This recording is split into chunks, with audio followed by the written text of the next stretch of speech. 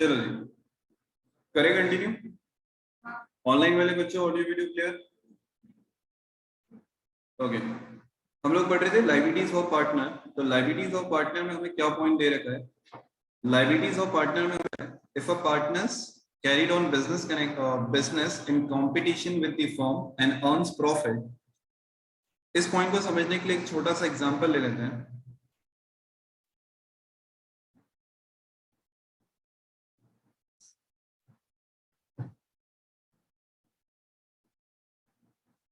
देखो, एक फर्म है ABC, ठीक है। इसमें 3 पार्टनर्स है ABC, और फर्म का नाम है ABC फर्म। ये काय का काम कर रहे हैं? तो बेटा ये गारमेंट्स का काम कर रहे हैं, ठीक है। अब इसके आगे चलते हैं, हम बोलते हैं मिस्टर सी के बारे में। मिस्टर सी यहाँ पे क्या कर रहा है? मिस्टर सी ने अपना एक बिजनेस चालू करा। अपना एक बिजनेस से मतलब है सेल्फ ओन। सेल्फ ओन से मतलब है ये पार्टनरशिप में नहीं है। ये हमारा कौन सा बिजनेस है बेटा? जो सोल प्रोप्राइटरशिप होता है, ठीक है। इसने बिजनेस चालू करा, और इसने बिजनेस काय का चालू करा? गारमेंट का बिजनेस चालू करा। इनका ऑलरेडी पार्टनरशिप में बिजनेस था मिस्टर सी का, और इसने अलग से एक गारमेंट का बिजनेस चालू करा। अब पॉइंट ये आता है कि अगर जैसे फॉर एग्जांपल मान लो यहाँ पे कुछ क्लाइंट्स हैं, मिस्टर डी, मिस्टर ई, मिस्टर एफ, ठीक है। ये कुछ क्लाइंट्स हैं इनके, कि जो इनसे रेगुलर क्या करते हैं? माल खरीदते हैं। किससे? एबीसी फर्म से। भाई इनके पास जाते हैं, रेगुलर यहाँ से माल खरीदते हैं। अब इनका जो माल का रहता है, जो भी परसेंटेज रहता है, मान लो 100 रुपए पे कॉस्टिंग पे खरीद लेते हैं, ठीक है। मिस्टर सी ने क्या करा? इनको अप्रोच करी, या इनको अप्रोच नहीं करके मार्केट में थोड़ा सा क्या कर दिया, रेट को कर दिया 90 रुपीज। अप्रोच नहीं कर रहा है, अप्रोच भी नहीं कर रहा है, छोड़ दो उसको। मार्केट में सिर्फ रेट कर दिया उसी प्रोडक्ट का 90 रुपीज। तो एक बात बताओ, मिस्टर डी, मिस्टर ई, मिस्टर एफ क्या कहीं ना कहीं यहाँ पे शिफ्ट होंगे? अरे हाँ या ना? है ना? क्योंकि किसी को भी बेटा वही माल अगर सस्ते में और अच्छे में मिल रहा है, तो सीधी सी बात है कि वो दूसरी जगह वहां पे शिफ्ट होगा। तो ये देखा जाए तो मिस्टर सी को यहाँ पे प्रॉफिट होने लगेगा, बट ये प्रॉफिट बेटा कंपटीशन दे रहा है फर्म को। और देखा जाए तो ये प्रॉफिट एक्चुअली फर्म का होना चाहिए था, जबकि मिल किसको रहा है? सिर्फ और सिर्फ मिस्टर सी को। तो यहाँ पे यही बात कर रखी है कि अगर आप ऐसे कंपटीशन में, मतलब सेम फील्ड में जाके अगर आप ऐसा कुछ करते हो, तो इधर देखो, if a partners carried on business in competition with the firm and earns profit, the profit earned from such business shall be paid to the firm। मतलब यहाँ पे मिस्टर सी को जो प्रॉफिट हो रहा था, वो उन्हें किसको देना पड़ेगा? फर्म को देना पड़ेगा। क्लियर है यहाँ पे पॉइंट? ठीक है, ये लायबिलिटी है पार्टनर की। पार्टनर ऐसा काम नहीं कर सकता, अगर कर रहा है तो प्रॉफिट शेयर करना पड़ेगा। कोई भी सिटी हो, गारमेंट का बिजनेस है, फिर या तो आप क्लॉज डालो, ठीक है, क्योंकि आजकल तो ऑनलाइन बिजनेस भी चलता है। चलो अब हम यहाँ पे बात करते हैं, इसमें एक पॉइंट और आता है। चलो पहले इसकी बात कर लेते हैं, सेकेंड वाले पॉइंट की, फिर एक साथ इकट्ठा देख लेंगे। सेकेंड वाले पॉइंट में क्या लिखा हुआ है? If a partner earns profit for himself from any transaction of the firm और फ्रॉम द फर्म्स प्रॉपर्टी और बिजनेस कनेक्शन। मतलब पार्टनर को यहाँ पे प्रॉफिट हो रहा है फर्म के किसी भी ट्रांजेक्शन से। पर्सनल मतलब ट्रांजेक्शन फर्म का है, बट पार्टनर ने यहाँ पे अपना पर्सनल प्रॉफिट कमा लिया, ठीक है, या तो फर्म की प्रॉपर्टी से या बिजनेस कनेक्शन से। मैंने इसका एक एग्जांपल दिया था तुम्हें कि प्रॉपर्टी थी, भाई जैसे मान लो आज 5 माले की बिल्डिंग है, ठीक है, 5 स्टोरी बिल्डिंग है हमारी, और जो बिजनेस चल रहा है हमारा उसमें 4 मतलब 4 फ्लोर तक हमारे काम हो जाते हैं, ठीक है। एक फ्लोर अभी खाली पड़ा हुआ है। 3 पार्टनर है ABC। ए और बी बेटा जनरली क्या होता है, आउटसाइड इंडिया रहते हैं किसी ना किसी काम से। पूरा करता धरता कौन है यहाँ पे? मिस्टर सी। हमने देखा था ना कि any of them acting for all, मतलब एक पार्टनर भी हमारा पार्टनरशिप को रन कर सकता है। मिस्टर सी ने देखा यार ए और बी तो जनरली बाहर ही रहते हैं मोस्टली टाइम, ठीक है। यहाँ पे 4 माले की बिल्डिंग, एक रूम अपना खाली रहता है, बहुत रेयरली यूज आ रहा है। उसने क्या करा, उसने उस रूम को रेंट पे दे दिया। उसकी सोच अच्छी थी, बट वो जो रेंट आ रहा है ना, वो अपने पर्सनल खाते में ले रहा है या अपने पर्सनल यूज के लिए ले रहा है। मतलब वो रेंट जो है वो कहाँ नहीं दे रहा है, बिजनेस में नहीं जाने दे रहा है, वो रेंट वो अपने पर्सनल यूज के लिए ले रहा है। तो फर्म की प्रॉपर्टी से, या मान लो ऐसे ही कोई उससे फर्म के कनेक्शन से, कई बार होता है बेटा हम कोई ऐसी डील कराते हैं और उसमें कमीशन सेट कर लेते हैं कि यार मैं ना तेरे को मेरे पार्टनर से मिलवाने वाला हूँ, मैं तेरे ही बिजनेस से माल खरीदूंगा। ऐसा होता है कई बार कि मैं तुझसे ही माल खरीदूंगा, मैं मेरे पार्टनर से तुझे मिलवाने वाला हूँ, बट एक चीज याद रखना, जैसी डील होगी फाइनल, इसका मैं 1 या 2% तुझसे ले लूंगा। तो ये जो 1-2% या ये जो कमीशन हम पार्टनर्स से चुरा के, उनको आइडिया नहीं, और अगर हम ऐसा कुछ करते हैं तो ये प्रॉफिट भी बेटा किसको शेयर करना होता है, हमें फर्म को शेयर करना होता है। तो यहाँ पे क्या लिखा है, the profit so on shall be paid to the firm. तो अगर आप ऐसा कोई प्रॉफिट कमा रहे हो, जैसे रेंट वाला बताया, जैसे कमीशन वाला बताया, तो अगर ऐसा कोई प्रॉफिट कमा रहे हो फर्म की प्रॉपर्टी से, फर्म के बिजनेस कनेक्शन से, तो वो आपको किसको पे करने पड़ेंगे, फर्म को पे करने पड़ेंगे। यहाँ तक क्लियर सभी को? यस, ऑनलाइन वाले ऑफलाइन वाले क्लियर है? चलो आगे बढ़े। ओके, अब पॉइंट ये आता है, यहाँ पे बात करिए प्रॉफिट की, व्हाट अबाउट लॉस? यहाँ पे हमने बात करी है प्रॉफिट की, कि अगर प्रॉफिट होता है तो फर्म को देना है, प्रॉफिट होता है तो फर्म को देना है। ये जो अभी मैं केस बता रहा था, जैसे फॉर एग्जांपल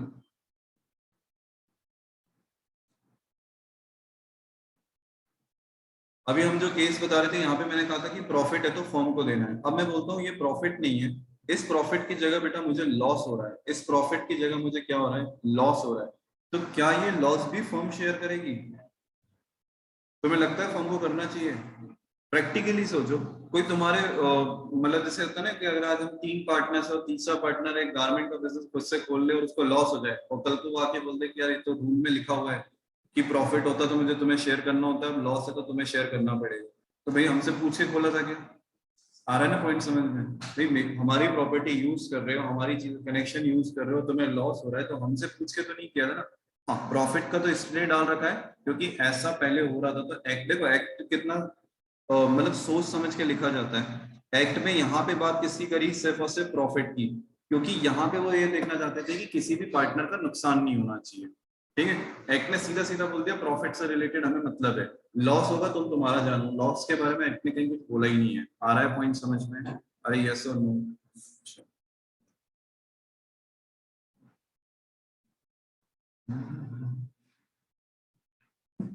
ओके, फिर आते हैं हम इसके नोट्स। नोट्स में क्या दिया हुआ है हमें, registration of the firm is optional and not compulsory. एक इसकी हमने बात करी थी कि फर्म का रजिस्ट्रेशन जो है बेटा वो ऑप्शनल होता है, कंपलसरी नहीं होता है। Unless otherwise agreed by a partner in the partnership deed, a firm is dissolved on the death of partner. तो इसके लिए भी मैंने तुम्हें एक पॉइंट बताया था कि ये एक्चुअली ये पॉइंट यहाँ पे कैसे आया। तो कुछ एक पॉइंट है जो मैंने कहा था अलग से नोट करके लिख लो। इसमें ये दिया हुआ है, जैसे एक एग्जांपल, एबीसी 3 पार्टनर्स हैं, ठीक है, और मिस्टर सी की अगर डेथ हो जाती है, तो पॉइंट ये आ रहा है कि ए और बी पार्टनरशिप को कंटिन्यू कर सकते हैं या नहीं कर सकते हैं। तो मैंने तुम्हें कहा था कि 11th में बिजनेस स्टडीज में तुम एक पढ़ते हो चैप्टर जिसमें पार्टनरशिप के बारे में बताया जाता है कि पार्टनर्स जो होते हैं उनके अलग अलग टर्म्स पे पार्टनरशिप होती है। जैसे पार्टनरशिप एट विल होती है ना, पार्टनरशिप एक हमारी विल पे होती है, और एक तो और क्या बताई थी, एक एग्रीमेंट पे होती है। अरे हाँ या ना? 3 तरीके की होती है, मुझे 2 याद है, कुछ एक एग्रीमेंट वाला, नहीं, एक विल वाला होता है। विल में ऐसा होता है कि जैसे हम ये, अगर मैं पर्टिकुलरली अगर पार्टनरशिप की बात करूं तो उसमें इस तरीके से कंसेप्ट आते हैं कि जैसे एक क्या होता है कि मान लो 3 पार्टनर है, एक रिटायर हुआ तो सारी की सारी पार्टनरशिप बंद हो जाती है।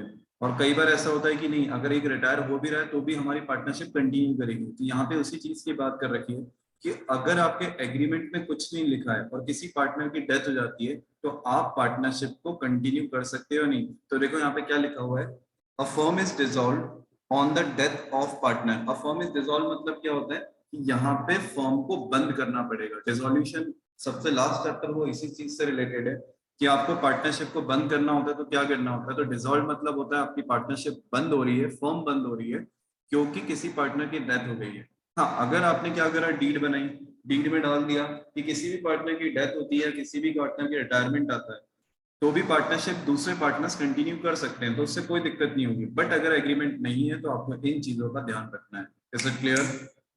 चलो, तो ये सारे पॉइंट्स हैं हमारे रिलेटेड टू एक तो वो वाला पॉइंट था जिसमें हमने देखा कि प्रोविजन कौन कौन से होते हैं in the absence of partnership deed, और एक हमारा कौन सा वाला पॉइंट था, लाइबिलिटीज ऑफ पार्टनर वाला। यहां तक क्लियर है सबको? Any doubt? चलो अब आ जाओ बुक में।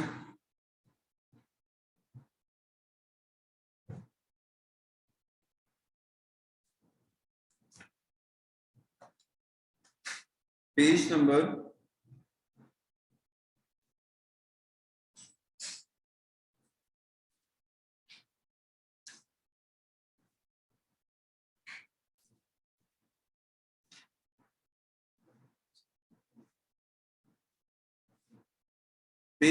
2.5, इलेस्ट्रेशन नंबर 1 निकालो जल्दी से। Page number 2.5, illustration number 1।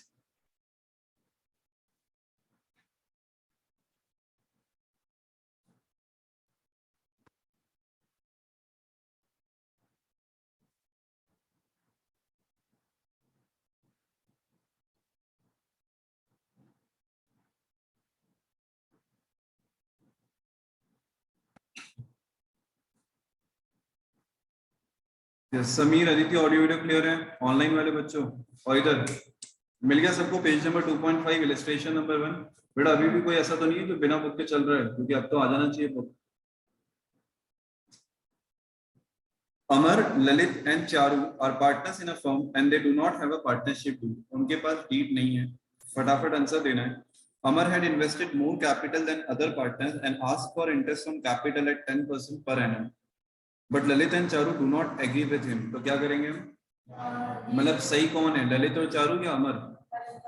Lalit और चारू। ठीक है, तो interest on capital is not allowed to the partners.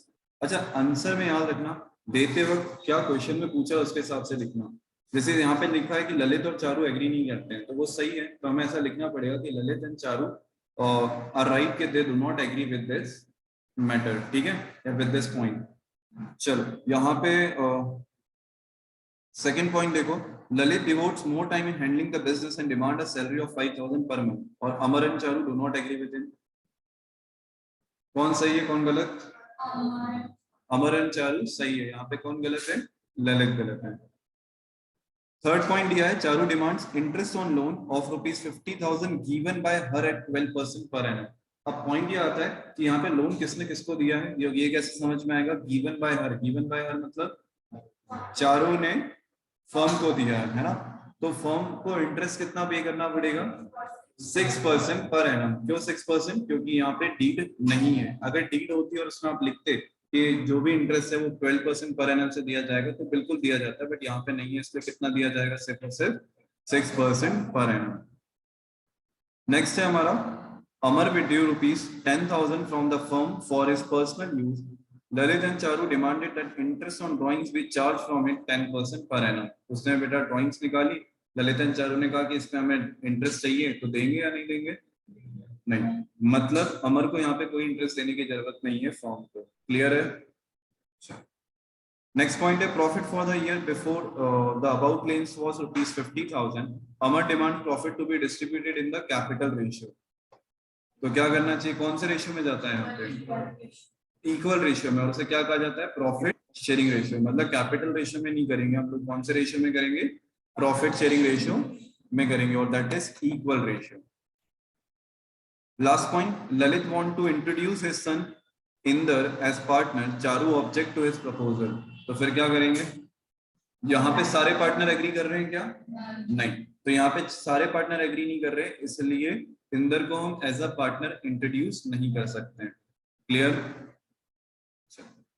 Simple है क्वेश्चन। इलस्ट्रेशन नंबर 1 क्लियर है? चलो इलस्ट्रेशन नंबर 2 पे आओ।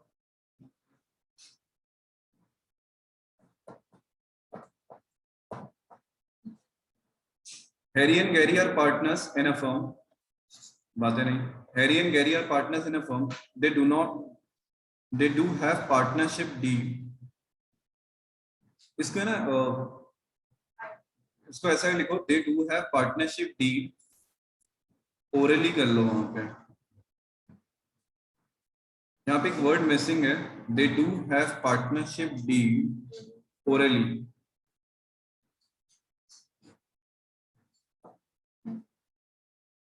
But had an agreed on following, उनके पास पार्टनरशिप डीड है कुछ चीजों पे।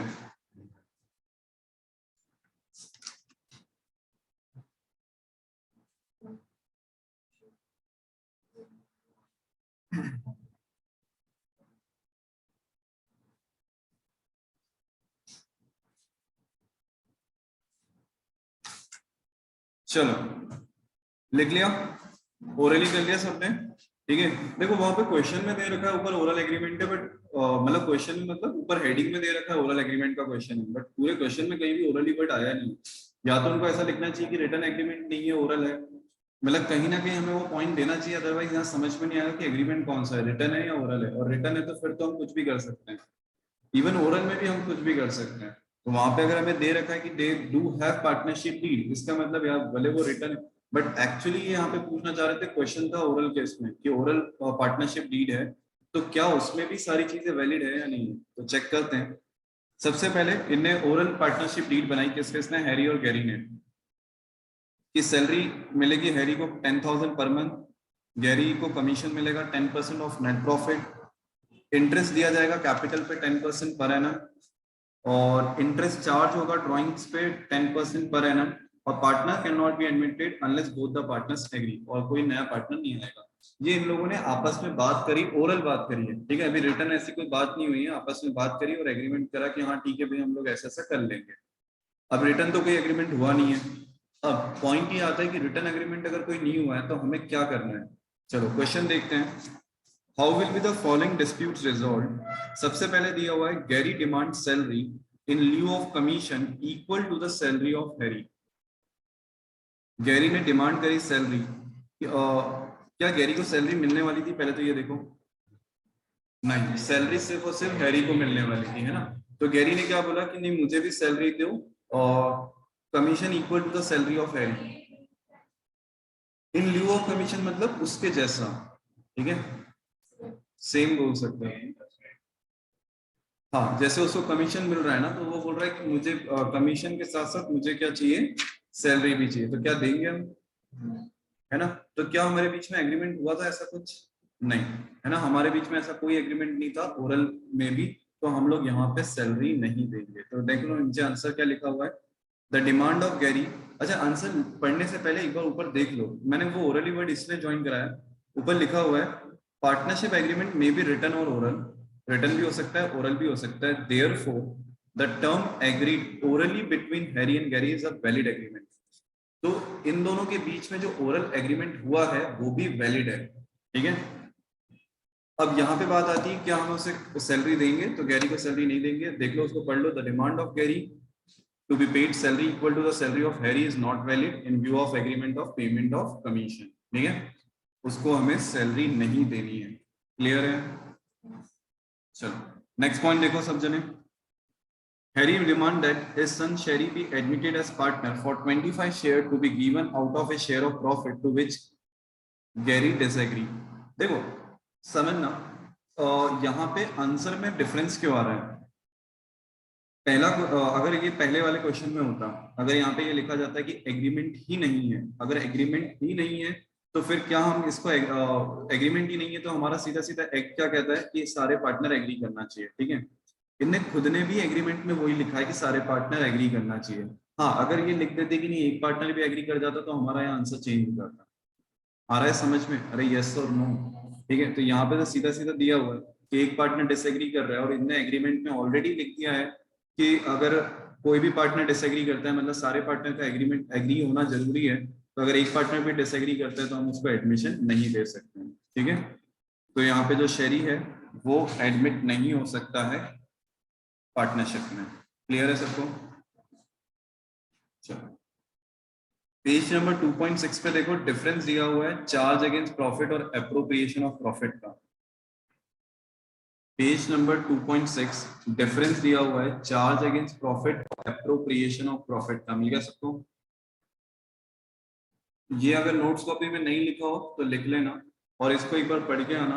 कल अपन इस पे, कल या परसों अपन इस पे बात करेंगे कि चार्ज अगेंस्ट प्रॉफिट क्या होता है और एप्रोप्रिएशन ऑफ प्रॉफिट क्या होता है, ठीक है। इसका पेज नंबर क्या है, पेज नंबर 2.6। होमवर्क लिखो।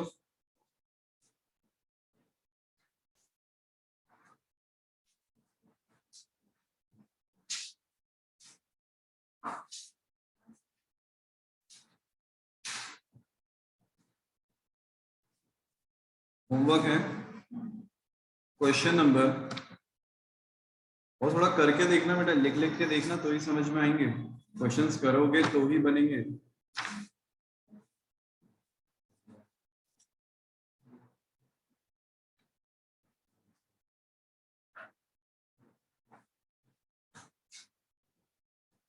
होमवर्क लिखो क्वेश्चन नंबर 1 2 3 4 5 6, 6 के 6 क्वेश्चन थ्योरी क्वेश्चंस हैं, मतलब रिलेटेड टू ये एग्रीमेंट, कि एग्रीमेंट है नहीं है, ओरल है तो उसको कैसे डील करना है।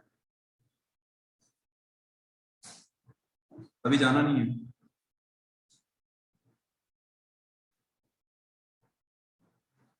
होमवर्क की क्वेश्चन क्लियर है, लिख लेना, कल को ये मत बोलना कि सर हमको होमवर्क मालूम नहीं था।